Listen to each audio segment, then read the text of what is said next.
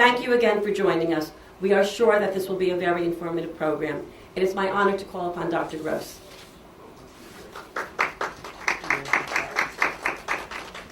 So, of course, I have to say two things.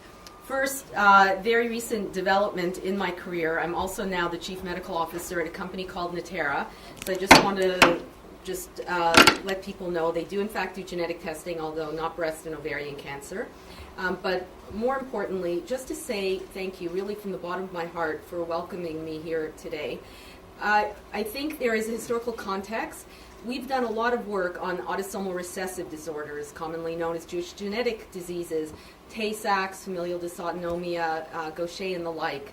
And there are similarities and differences, but the major similarity is that it should be noted, and it is important to say again and again, the reason that as a medical geneticist I actually have not seen a child with Tay-Sachs is because 30 years ago when I was a teenager, the Jewish community decided that we have the knowledge, the power, the intelligence, and the compassion to take care of a problem within our community. It was the sisterhoods that partnered with the medical leadership at the time to make sure that there would be no more children affected with these disorders, and that since that time we're talking about thousands and thousands of healthy Jewish children.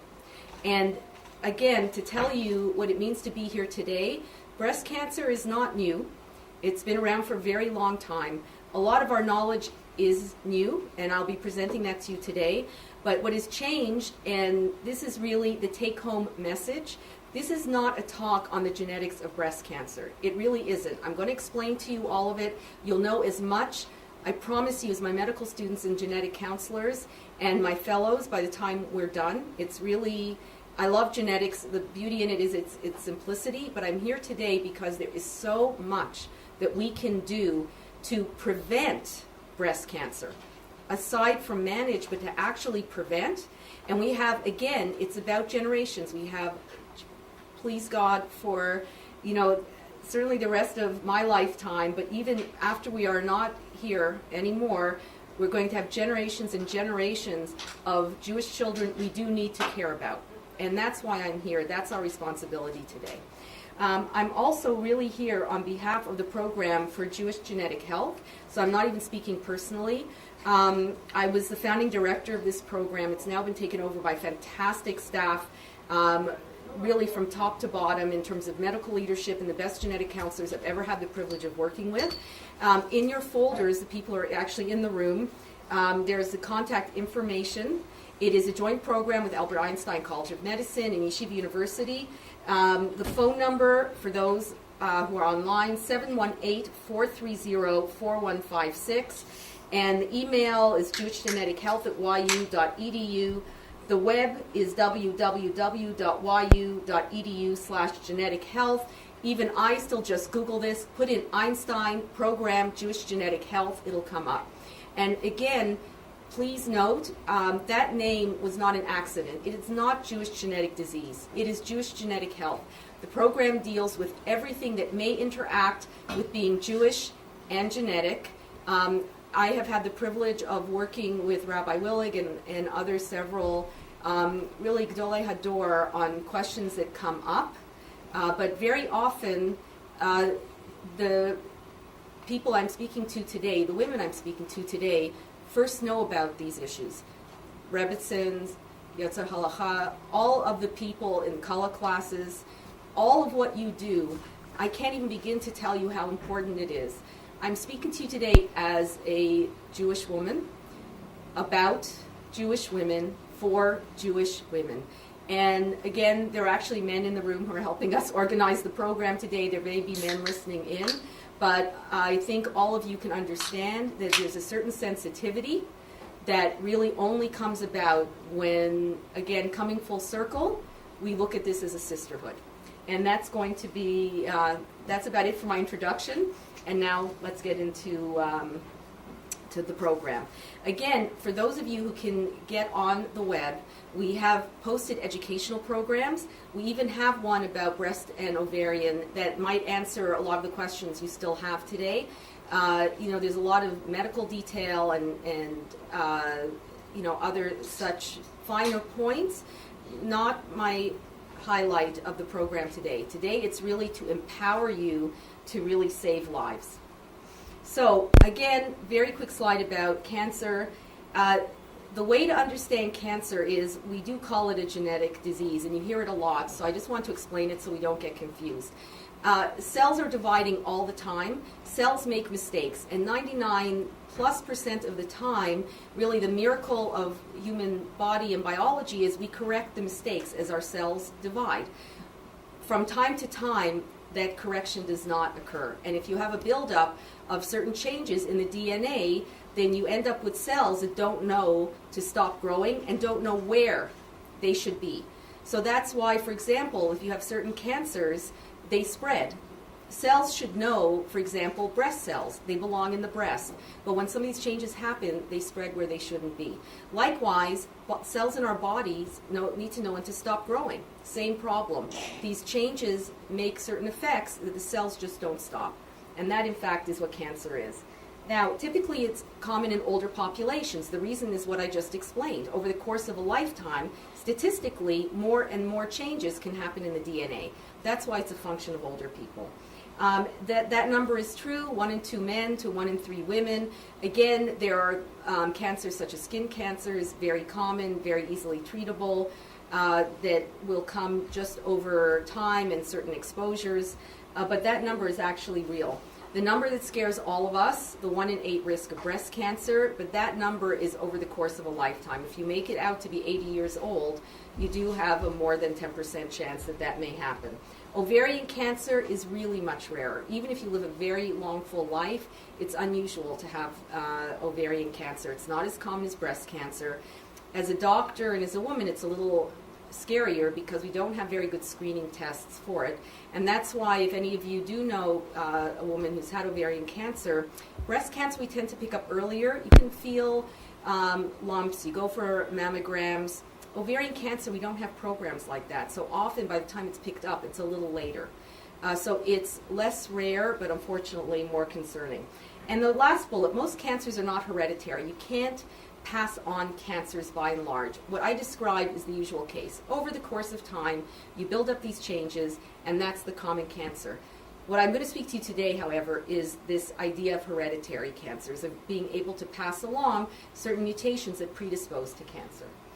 Risk factors for cancer in general. Again, age. Now everybody listening in and at the tables here understand why age would be an issue. Family history does play a role. There's certain predisposition in our backgrounds that can cause issues.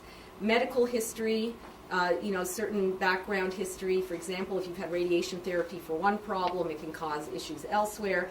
Hormones.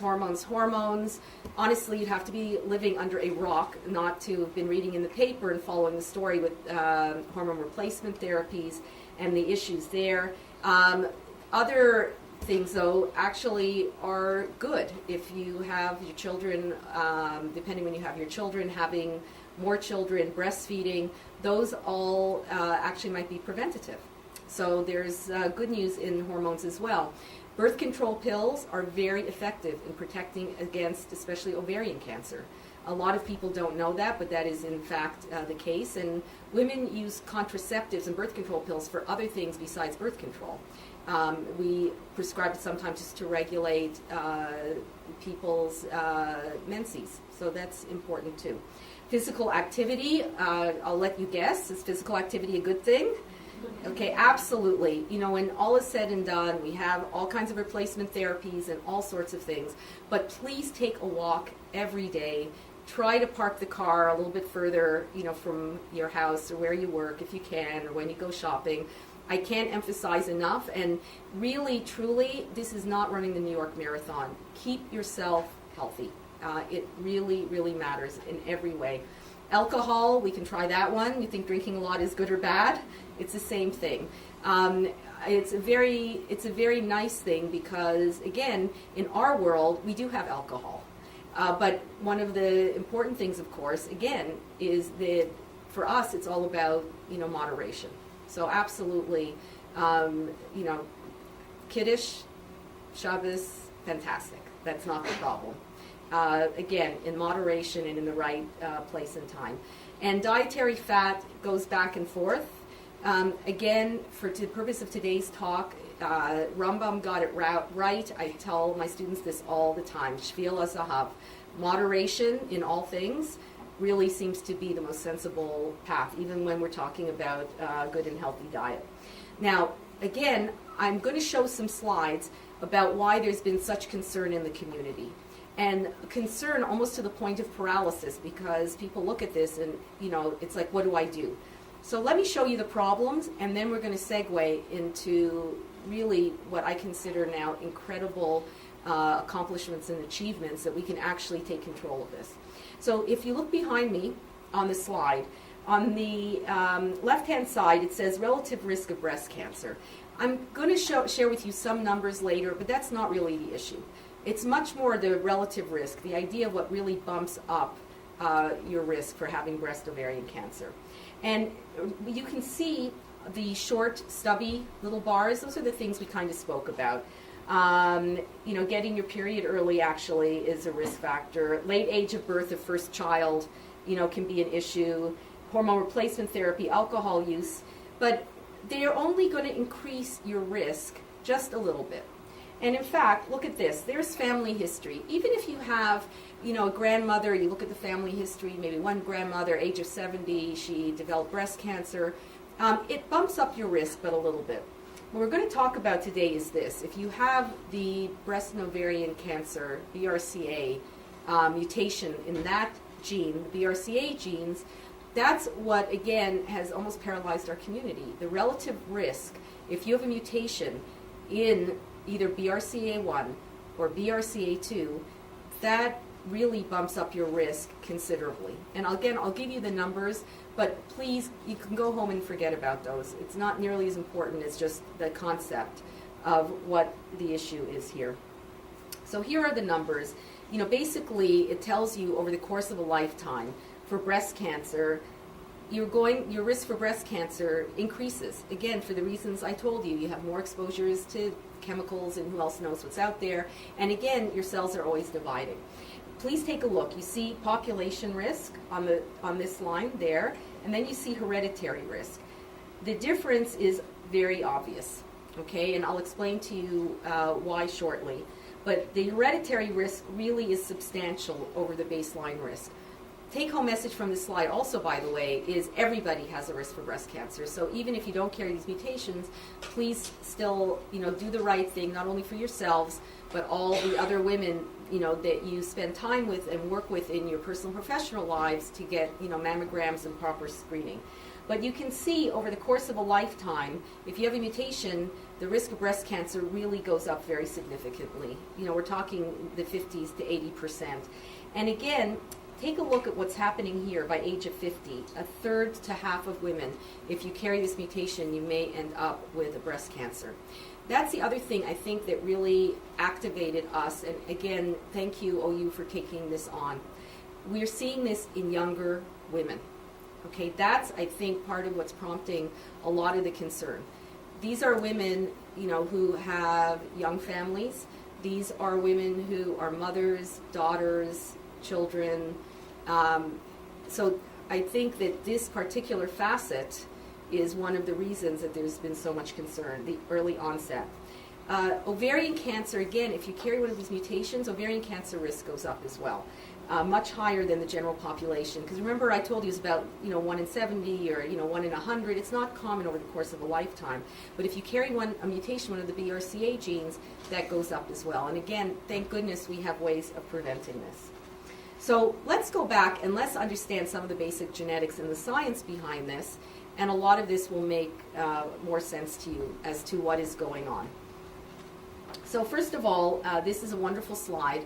It's part of the Human Genome Project, which I'll show you in a moment, but the Human Genome Project basically is that we've sequenced all of human DNA.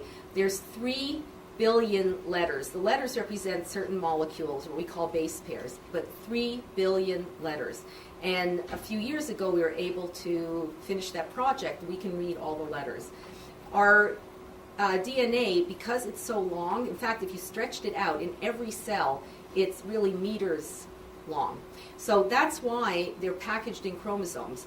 Otherwise, the cells would always fail. And the way I explain it to my patients is it's like pearl necklaces.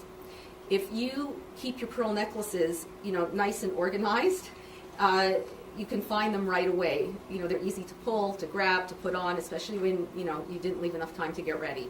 If you just throw everything into your jewelry box, it's much harder to deal with the pearl necklaces.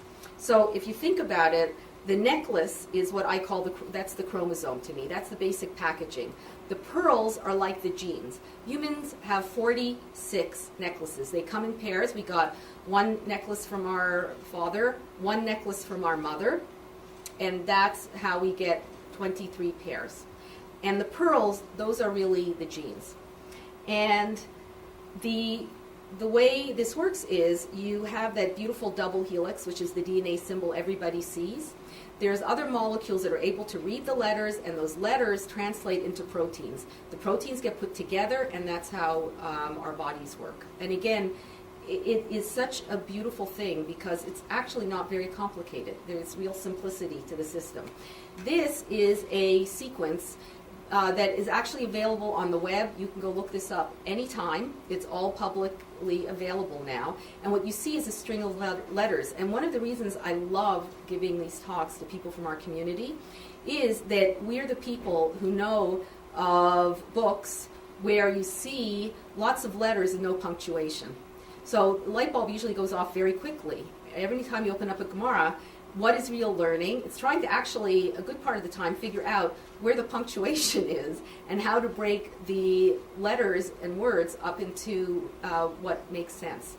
It's exactly the same. We finished the code, but all the science you read about in the papers every day, we're still trying to understand the code. Where to put in the punctuation, what parts of the letters are actually translating into proteins. That is molecular biology the world over, and the concept is exactly the same. This actually is a piece of the Tay-Sachs gene, but you can pull up any gene you want. So what is the idea here? I keep saying if you're a carrier of a mutation. What does that mean? So remember again that you got one chromosome from your mother and you have one chromosome from your father, okay? And that is a carrier. Everybody has certain genes. You have to have these BRCA genes. A carrier means you have a mutation in a particular gene. That's a carrier. Now, the issue here is how does it move through your family? So we call it autosomal dominant, but what it means to you is 50% chance that you will pass along the chromosome that has the mutation to the next generation. Okay, so if you follow along, this is what you're going to see. And this, I like this slide because it actually tells you a lot. First of all, it tells you how things pass through the generations. It also means that even over a lifetime, there's only an 80% chance. So there will be some people in the family who may never get the problem, but still are capable of passing it on. And it's, again, whether you're a woman or a man, you can pass it on to either child, male or female. And the other thing is that it's 50% with each pregnancy. But in fact, we all know it's 50-50 chance of having a boy or a girl. So how many of us, even in the room, have only sons or only daughters, or we're one of 6 sisters? That can happen statistically. In a big group, it will always balance out. But family to family, you may not see it. So for example, here, I set it up such that this husband and wife sent along to each child the mutation. That's possible. It can happen the other way as well, that you never pass it along, 50-50 chance. And again, if you're not carrying the mutation, you can't pass it on to your kids either. So you actually can cause a break between generations, and I'll get to that later. Very, very important concept. Okay, so everybody hopefully is still with me here. So that's what we mean when we say a carrier. This person that I've got here, this person is a carrier. And they're a carrier of what? So these are the BRCA genes, the breast cancer genes, which now also we know affect ovarian function as well. It's 2 genes, BRCA1, BRCA2. They're on different chromosomes. This slide, though, is remarkable. So what is remarkable about this slide? If you're not Jewish, you also can have mutations in these genes, but they happen far less frequently than in the Jewish community. And the other thing that's actually quite astounding is that in the Jewish community, it's only 3 specific mutations. Why does this matter? Because if I see somebody in the office who's not of Jewish background, particularly Ashkenazi Jewish background, they have to go for a full sequencing. All those letters you saw, we have to do the full sequence. You might have read about some of this issue in the news about the actual testing. It is very expensive. In our world, over 90% are caused by only 3 changes. Much cheaper, much easier to do. We still, if those are negative and we really are concerned, you can go ahead and sequence the entire gene, and there's more genes beside these now associated with breast cancer. But these genes in particular, in our community, it's only 3. And that should ring a bell to what I mentioned much earlier. This is the same issue called the founder effect that we see in Tay-Sachs and some of these other disorders. What it means is that there was a time that everybody had a particular mutation. For certain reasons, a Jewish community became isolated and smaller and carried that particular mutation. So instead of maybe, 1 in 100, in this case, maybe 1 in 10, 1 in 20 of a smaller group have exactly the same mutation. And our community, really through time, did have certain halachic cultural norms that we didn't marry out. We still married within the group, and then there was a large population explosion as well. So that's called the founder effect, and it really is very, it definitely matters to what we're talking about today. You see it in other communities as well. That's why in Tay-Sachs, French Canadians have a founder mutation. It's not the same as ours, but the concept is the same. A certain group from France left on a boat. One of those people happened to have a mutation. They come to the New World, and now that mutation is more specific to that particular community. The really great thing about it, again, is because we've been able to study it well in the Jewish community, and we haven't had to spend thousands and thousands of dollars every time we wanted to do a particular test.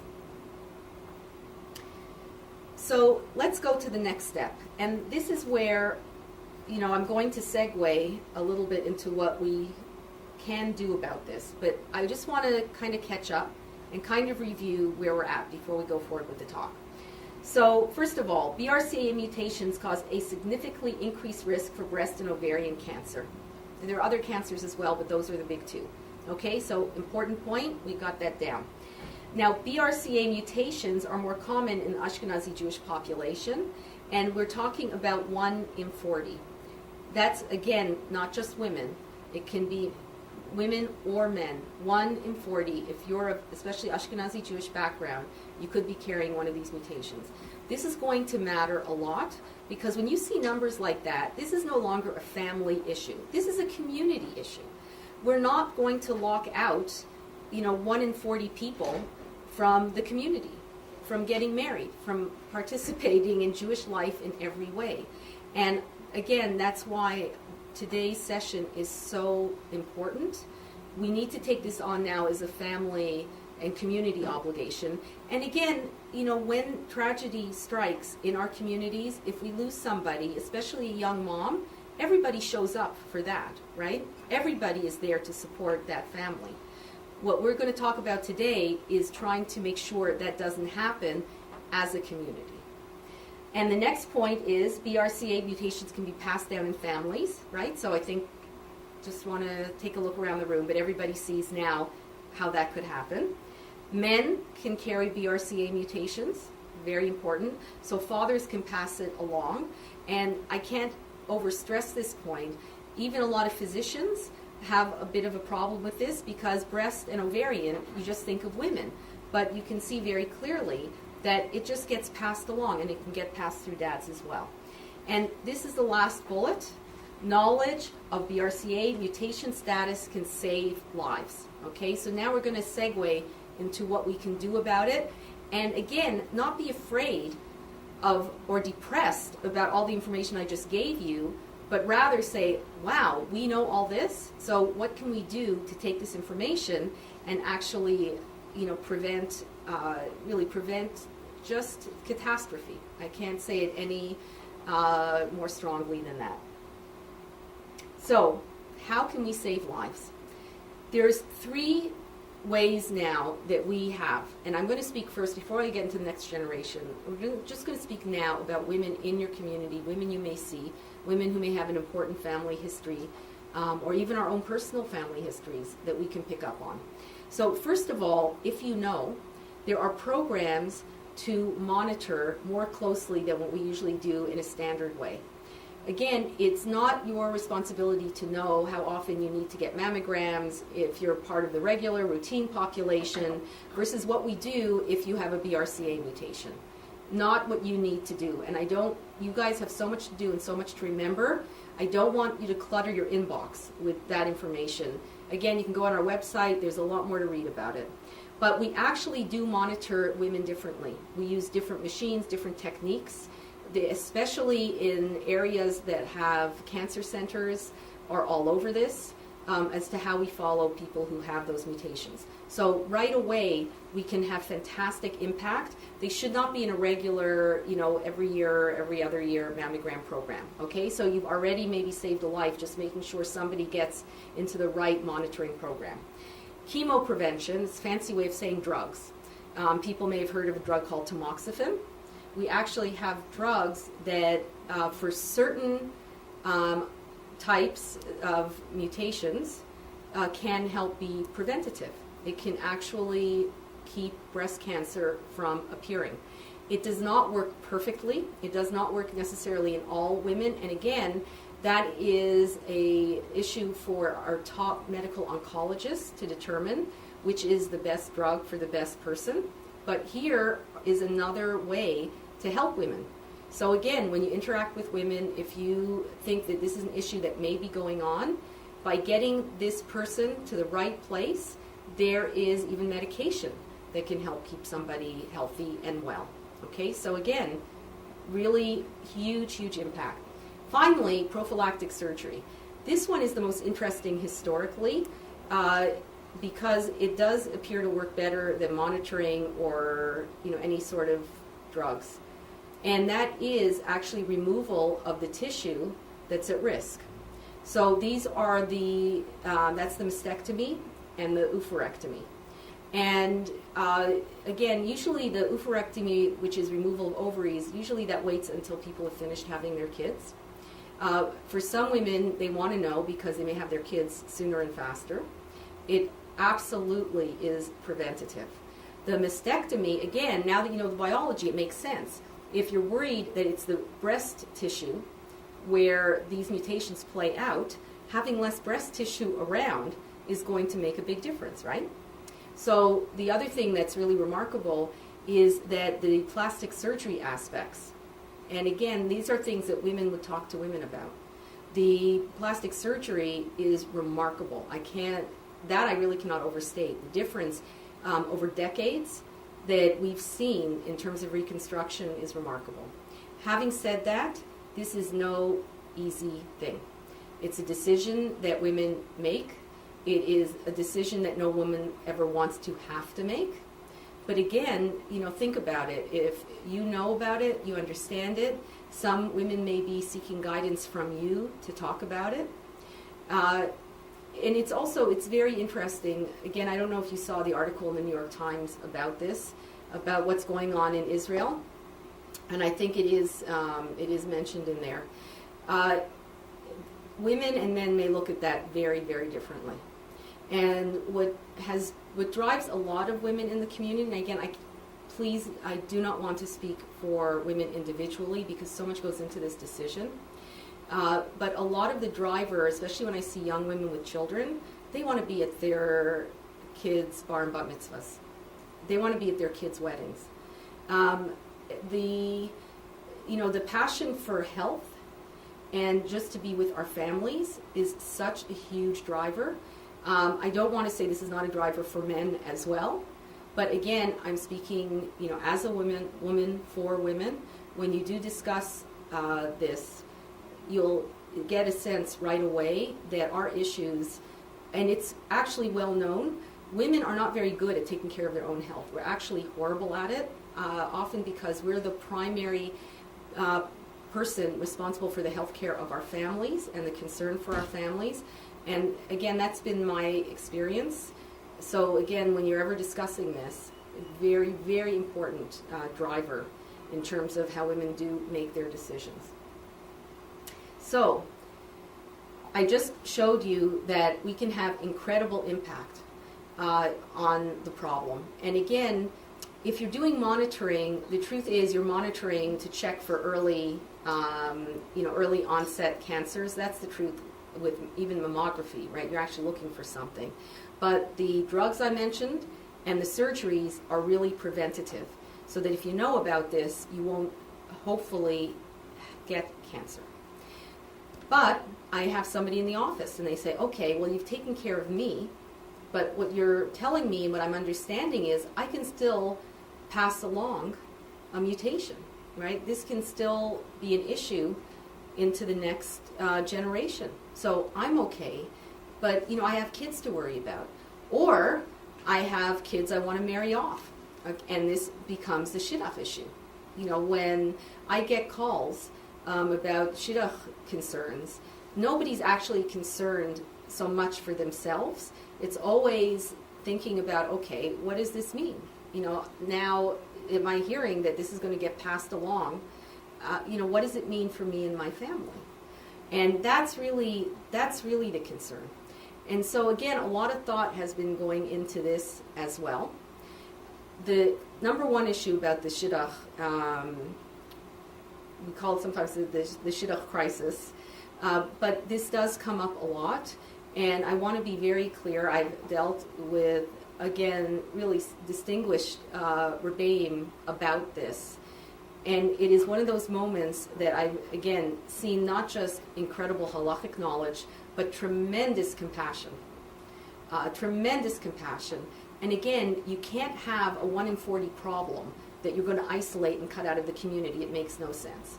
The second issue has to do with the fact that we're seeing it more and more, and again, in younger people. So people know that certain cancers are in the family. But what I also tell people is, we all know now, we see all sorts of things in the family, things as serious, if not more so. Heart disease, right? Heart disease, stroke. There are other things that are so common. So hopefully, by getting the word out, this will start to be treated more as one of those other issues that we see all the time. So let's talk about the next generation. Is there something we can do? And what are the issues that are being spoken about now? And again, this has come out in recent articles as well. Now, my world is prenatal diagnosis. This is what I do. I've done for a living really most of my life. And that is being able to tell the genetic makeup of fetuses before they're born. We do this for several reasons. It was actually very important to the whole Tay-Sachs issue. That was one of the other reasons. There happened to be a big breakthrough at a certain time in history. Had a lot to do with prenatal diagnosis. So what I do for a living is I get fluid from around, the amniotic fluid from around the baby. I actually don't have an interest in the fluid. There are cells that are floating around that the fetus gives off. They come from different places. It's not just the skin. Babies are drinking and swallowing all the time. So that's really, the cells are internal, probably some external cells. Every cell, if you remember when we spoke about the basic genetics, has the entire code, every single cell. So we take out the cells, we actually get rid of the fluid. We take the cells, take out the DNA, and we can read anything we want from the DNA. We do it through amniocentesis later in the pregnancy, or we can do it through what's called chorionic villus sampling, where earlier we can take a piece of placenta. It works as well, by the way, because when we first started, we were just a few days old. Half of our cells became us, half of our cells became our placenta. So because it came from a single cell, they not perfectly but very carefully mirror each other. So that's why you can take a piece of placenta and it'll reflect what's going on there as well. Now, of course, the whole idea of prenatal diagnosis becomes very complicated. There are halachic issues doing this. This is nothing that's done lightly. And again, very often in our community, this is done in full collaboration with a Rav, very, very frequently. But there's a new technology that, again, some of you in the room may be familiar with, and that was the whole world of in vitro fertilization. It's actually been around for decades. But this idea that you could actually put eggs and sperm together in a dish, start the embryo going, and then reimplant back into the womb, you can imagine broke the field open in every which way. The big news, however, for my world was what was called pre-implantation genetics, that we finally had the technology that we could actually read a single cell. That's the picture on the bottom, but what I really want to share with you is this. This is the credit is up there, but this is from Montefiore's Institute of Reproductive Medicine, and I'm going to show you a video clip in a minute. But what I'm hoping you can see is that here is a pipette that holds the embryo in place, and it's really a remarkable thing. This is just really the very first few hours of life. See all those cells in there? Okay, that's what we all looked like very, very early on. It's just really a miracle to look at that, and then please look around the table and look how you get from that to what you see. It's just an incredible thing. These are all, not completely, but more or less all clones. They all have the same DNA code. Again, what we're finding from biology is it's not always exactly the case. There actually may be some minor differences, but by and large, one cell is reflective of all of the cells. And this has a lot to do with actually the cloning that you hear about. And there it is, right? There they are. Those cells are going to keep dividing more and more, and they will become us. And that's what it all looks like. Now, can you see over here, there's like another little pipette, and you're going to see it in a minute. But this is how pre-implantation genetic diagnosis happens. We need to get out a cell. So let's go ahead and do this. Okay, can you see the pipette come in on the side there? Watch what's going to happen. A cell, we're going to focus in on a cell. Can you see it? Okay, watch, gone. Okay, that cell now is going to go to a lab. It's going to be red. And it is, just imagine, right, being alive in a time like now, to be able to see something like that, and we can read it. It's happening all over the world every single day. Israel actually has one of the best centers in the world, is in Israel doing this right now. Israel is a very busy IVF center for numerous reasons. First of all, it really is a Jewish ethic to have children. That's part of us. And it certainly is playing out in Israel as well. From a halachic point of view, I have to be very careful today because I really can't speak to that the way experienced expert Rav can. Having said that, there actually, this type of diagnosis and in vitro fertilization gets over some of the halachic hurdles that we have had to face in the past when I spoke to you about the amniocentesis and the chorionic villus sampling, which might be actually a bigger issue. The idea here is we take that cell now to the lab, we figure out the DNA code, and only put in the embryos, we've now biopsied an embryo, right? Only put back in the embryos that don't have any issue. So that's what pre-implantation genetics is capable of doing. It is very interesting. Absolutely, places in the world now are doing this for the BRCA. And remember what I showed you before? Tay-Sachs gene will never be gone in our community, ever. The affected children may be, but the gene can't be. Because if you're a carrier with Tay-Sachs, you're 100% healthy. We have no interest that not having carriers in the community. But if you think about what I've been talking to you about today, remember when I showed you how you could pass this down generation to generation? If you only implant embryos without the mutation, then the BRCA is gone.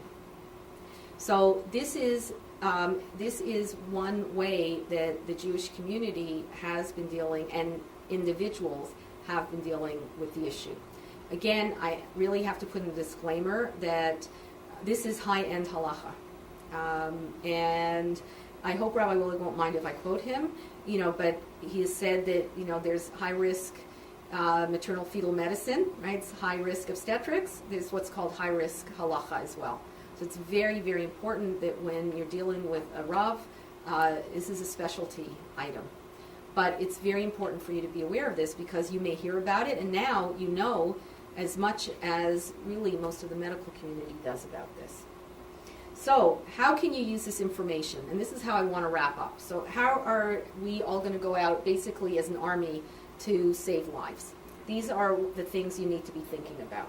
And again, they're in the handouts that you have, but anyone in the community who meets the following criteria really needs to see a genetic counselor. And this is where I need you to have your eyes and ears really wide open. Anybody who is of Jewish background, especially Ashkenazi Jewish background, who has had breast cancer, anybody who has had ovarian cancer, diagnosis of male breast cancer. It is rare, so when it happens, if you hear about it, get them to expert counseling. Very important.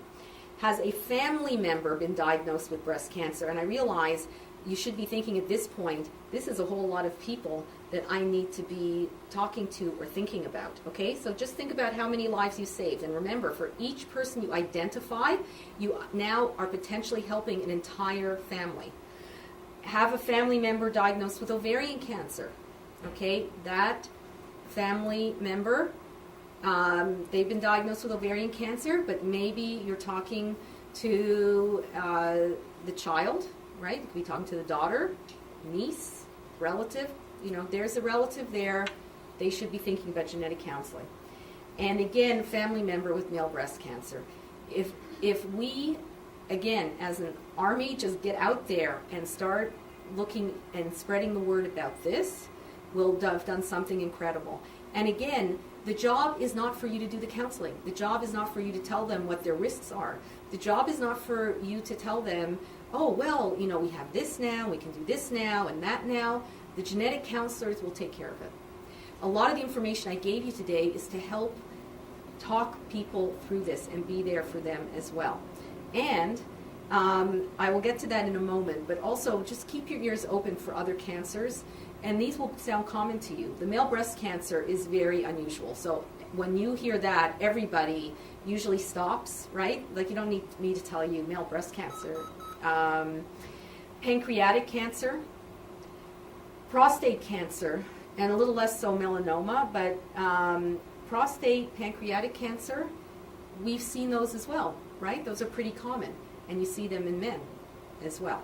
So when you start hearing in the family that, you know, somebody had an uncle with prostate and their sister had breast, right? Now you're going to start thinking about it. Now it's going to start coming to you that maybe this is a pattern. Again, not your job to put the pattern together. They're really people who are experts in this. And when a genetic counselor speaks to somebody, this is not a 5-minute session. Prenatal, we kind of zip through a little faster. Cancer genetics, really, they spend a lot of time. So why are Rebbitzins so vital? I realize I'm not just speaking to Rebbitzins. I'm using Rebbitzins now globally as those women in our community who are closest to other women in our community. Why are you so vital? So again, you are very often the first to know. And if you have this information now, even subtle clues may ring a bell when you hear them. And what are some of the issues? And again, these are women's issues. Anxiety. Sometimes people don't even want to talk about these things. If you know about them ahead of time, you can actually talk to them. You can just put out an open-ended question. You know, for example, a lot of women going through what you're going through are often anxious, you know, that this may come back, or there might be something there. That's a really great way often to just start that conversation going. The surgeries, the loss of femininity, they're going to talk to women about that. Okay, that's what they're going to talk to. They're going to talk to you. Experiencing feelings of guilt about passing on a mutation to her children, I cannot even begin to tell you how powerful that is. Again, you know, people at the table, there may be people listening on who aren't mothers. If you are, you will understand this bullet. I need not say any more. You know exactly what that means. Worried about stigmatization in her community, our community. This issue of being marriageable. What can I do? If people see me go to the oncologist, they're going to know something is going on. So again, sensitivity to that, I cannot even, I really can't say again and again.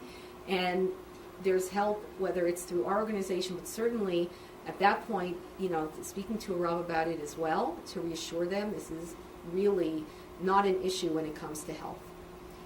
Thinking about disclosure to family and how it may affect them. So again, there is the shidduch issue. When should young people be tested? Comes up a lot. Family planning issues we touched on. Those are all things that you can have an incredibly powerful impact. And again, we all have girlfriends that we talk to about everything, right? We all know that. That's what we do. But when you're speaking to them as a leader in our community, imagine the message that sends. Okay? You're not alone. This is not a personal issue anymore.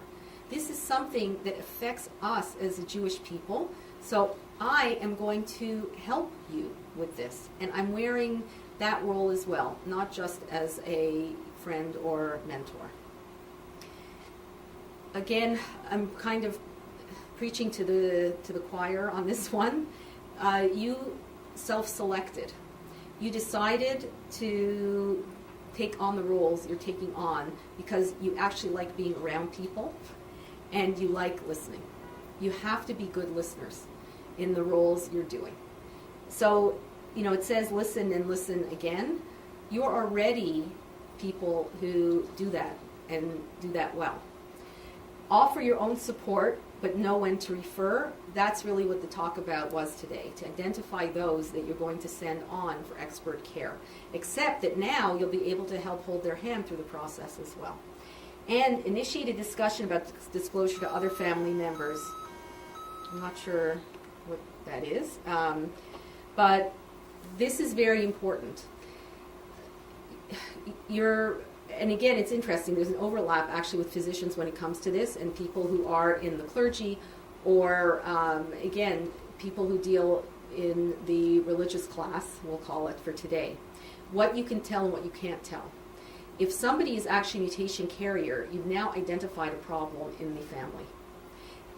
But we actually can't just call up, Aunt Fanny and say, I got to tell you, you've got this mutation in the family, you may be at risk. That physicians actually cannot do that. There are rare times that we actually are allowed to disclose. They are very, very rare, and this doesn't meet the benchmark to do that. The usual, again, I don't want to speak out of turn as a lawyer, you're usually allowed to break confidence if there's immediate harm. Somebody actually is going to die and you have information and you need to supply that information for somebody to protect themselves. That's when the legal issues kick in. But having said that, even if it's an 80% risk, it's not 100% risk. It does not meet that level of requiring disclosure. So the way we do it and the way you will do it is just to get the conversation going, explain to them that other family members may be at risk, and there's all sorts of family dynamics going on. We've seen families come closer together. We've seen families blow apart. So that's where you become extraordinarily vital to helping figure out what the family dynamic is, what's going on, and if you can be of help to the family. And think proactively. Again, there is our Jewish Genetic Health Program. We network with genetic counselors all over. In the New York area, again, I know we're online. In the New York area, of course, there are our cancer centers here and throughout a lot of the major metropolitan areas. But don't let that hold you back. We can help find the right place for the right person. They can be in the middle of really New Mexico. We will get help. We'll work with you to get help. Because again, we're spread out all over the place. We don't all live in New York.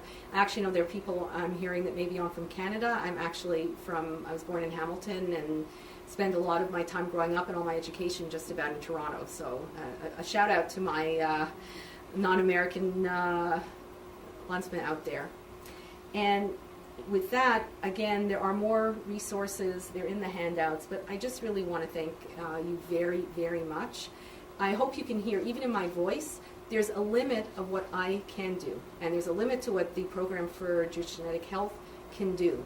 The number of people that you can touch dwarfs, in many ways, what we can accomplish, because that's only once you get to us can we help you and help an individual and their family. So again, thank you very much for having me. I really appreciate the time. I know how busy you all are, and I think we probably have time for a few questions, I think. So thank you. Are there any questions here in the room? Okay, and can you go to a microphone, please? I can just talk. No, but people No, need people to hear want you. to hear. Need to hear you. So please take the mic. Hi, have the survival rates for ovarian cancer increased over the years? I don't. Yes, has the survival rates of ovarian cancer increased over the years? I am not an oncologist, so I don't want to give you a yes or no on that. Definitely, the treatments, the approaches have been changing. Our understanding, it depends what you mean over the years, because it really was, a dreadful thing not that very long ago. A lot of the issue is trying to pick it up earlier. That's the problem. What I said at the outset was very true. We pick it up late, and we've been disappointed because a lot of the screening that we wanted to have for ovarian just does not seem to, a lot of the screening that we have for breast doesn't seem to work. The concept of early detection, there is so much research going on right now. The technology, a lot of it also is just the technology breakthrough. So there's also already tests trying to read cancer cells in your bloodstream. That's coming out now. So with the technology, as it gets better, I want to tell you, I have to believe it's going to get better. Okay, is the CA-125 test still the only test for ovarian cancer that's done? There are others. Ultrasound has gotten a lot of play as well, and there are other markers as well. But generally, when we talk about it, the bottom line is that we wish we had a screening system so that, myself included, everybody that walks out of the room could have a simple blood test. We pick it up early and get the problem taken care of. So it's much more manageable and treatable and curable early. So I have to tell you, I know of fantastic women and men doing research all over the world trying to get to the bottom of this. The corollary is what we're talking about today. If at least this we can prevent, and that was what I was speaking about in terms of monitoring. If you know that people are at higher risk, they may be in different programs, and that's why it's key. I just cannot overemphasize, we have to prevent, because anybody, there really shouldn't be a person in the room who's not been touched by ovarian or breast cancer, even their own family or a loved one. It's not possible. And the only way for us to approach it is we're going to win. Like, I have no doubt in my mind we're going to win. And that's what I need your help for today.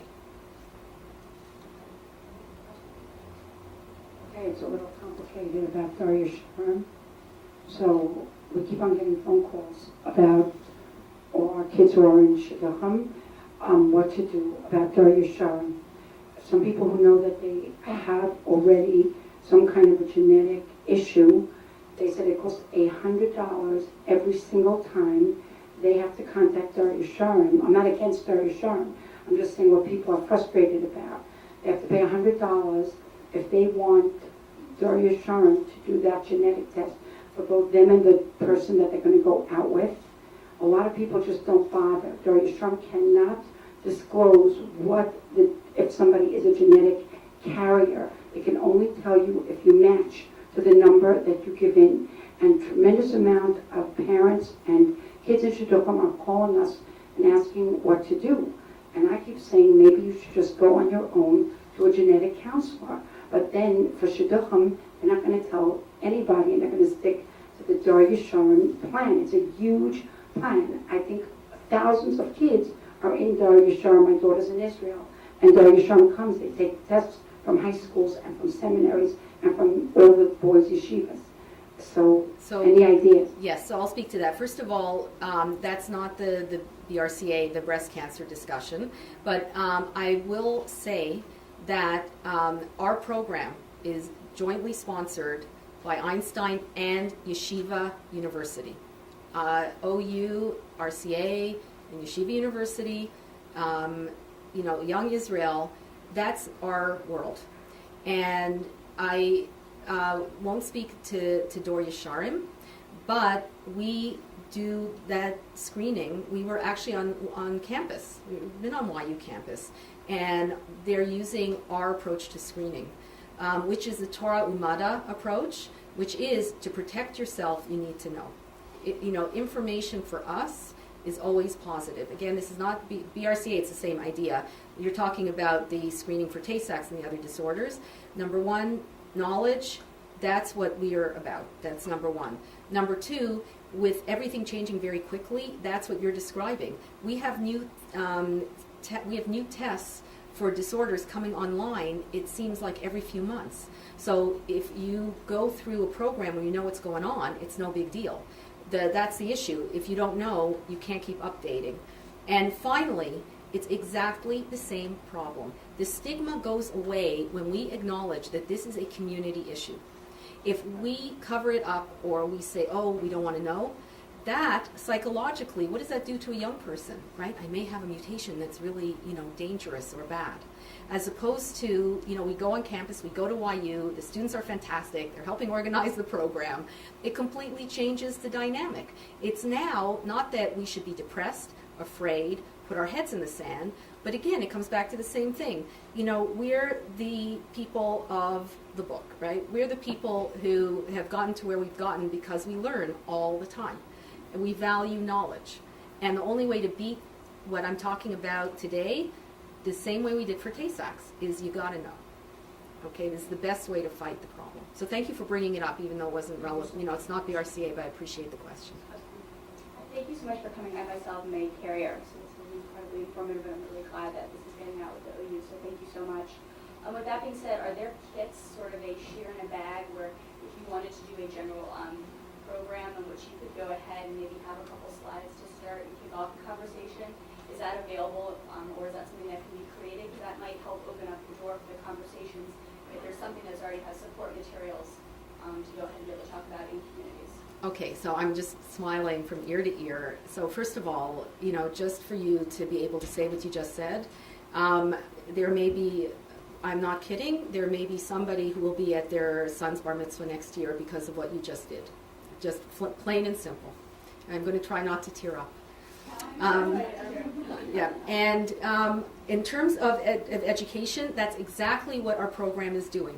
I'm just, I'm going to come all the way back so people can see it posted up there while we talk.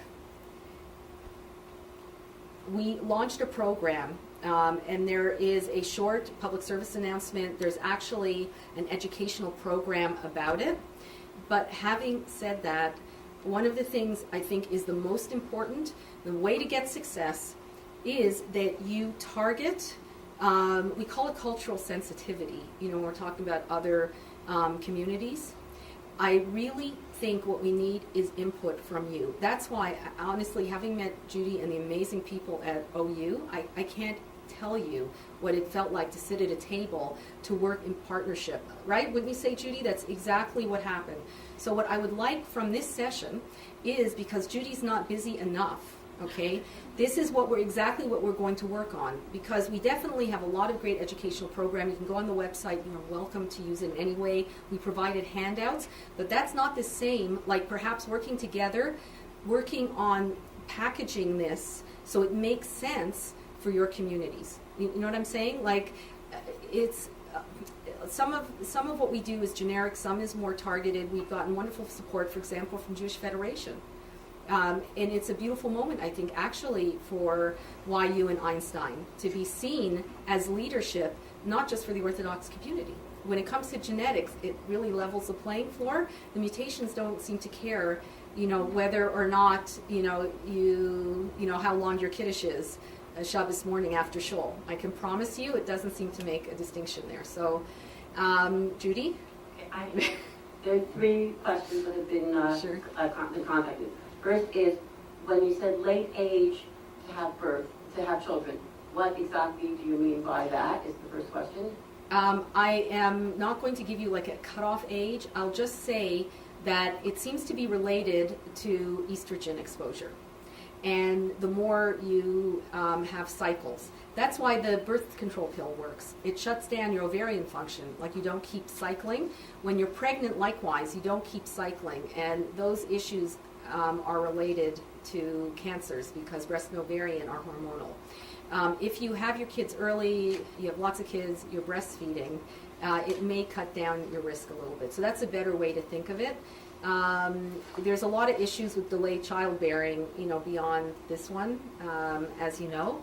But again, it kind of, the corollary is if you do know that this is an issue, some people actually do tailor their families a little bit more towards that. Okay, so the other two questions, thank you. The other two questions are, I'll just give you both and you can just answer them. Should men also be tested for carrier? And if so, and just so that they're knowledgeable. And also, is genetic testing covered by any medical insurances? Excellent. So definitely when it comes to men, I hope that was a big take-home point because we focus so much on breast and ovarian. Prostate and pancreas is completely kind of falls out, and it shouldn't. And now you all know why it gets passed on through fathers. And sometimes the pickup was late because of that. So the answer is absolutely yes. Again, the entry point, I believe, will often be through women because the breast and ovarian, that's just what is more common. But when the counselor will speak to the family, they'll spend a long time, they draw out a huge family tree, several generations worth, and then the genetic counselor can direct traffic as who should be tested. It's not always a simple thing. Sometimes it actually makes more sense to test the men in the family than actually the women in the family. Not always. But if you have an expert team, they can actually figure out who should be tested and how. And there was one more question, which is the insurance. Right. Very important. Over time, if you have family history in particular, the insurances have come on board. Actually, very much because of what I just discussed with you today. There are things you can do to prevent more serious problems. So the insurance companies can use that as a calculation. First of all, they do maintain that they really do care about keeping people healthy. Having said that, let's move on from there. Even on an economical calculation, you can understand that it's not the bad old days when there was nothing to do. You had a mutation and it was a disaster. You can now look at it differently, and even they can figure out the math that keeping people healthy is always going to be cheaper than having people who need cancer treatments. And also, even if you do have breast cancer, you manage it differently if you have mutation. So that being the case, again, it makes more sense for the insurance companies to have this managed properly. It's not always the case. It depends on the insurance. We all know the story where somebody thought, they bought Cadillac insurance and turned out to be a Ford. We've all been there. We've all been... And in fact, I don't know if anybody recalls this, and we were in the time of Obamacare, but actually I think President Obama lost his mother to ovarian cancer, and his memory of his mother is on her deathbed speaking to the insurance companies. So that's not what we should be about. And the other thing is, again, there are very generous people in our communities that help out a lot. You all know that to be the case. We help out emotionally, but actually a lot of the work you do sometimes is trying to get people taken care of financially. So that's number one. And then loss of insurance. One of the things with the new insurance program is not to lose your insurance if you're sick. So we'll see how that plays out, but that's a big, huge change in this country. Again, for my Canadian sisters out there who are listening, it's a different system out there. Everybody's always covered. You don't have the same issues of fear of loss of insurance. A genetic counselor will walk you through all those concerns as well. Any other questions? So we want to thank Dr. Gross so much for taking the opportunity to speak to us. I think we all know now what our charge is. Those of us who are Rebbitzins, college teachers, UXO, or just regular people in the community. We all have friends, neighbors, and this is what we can talk about when we have Shabbos afternoon gatherings. This is a message we can give out to everybody. Thank you so much. Thank you. Thank you, everybody.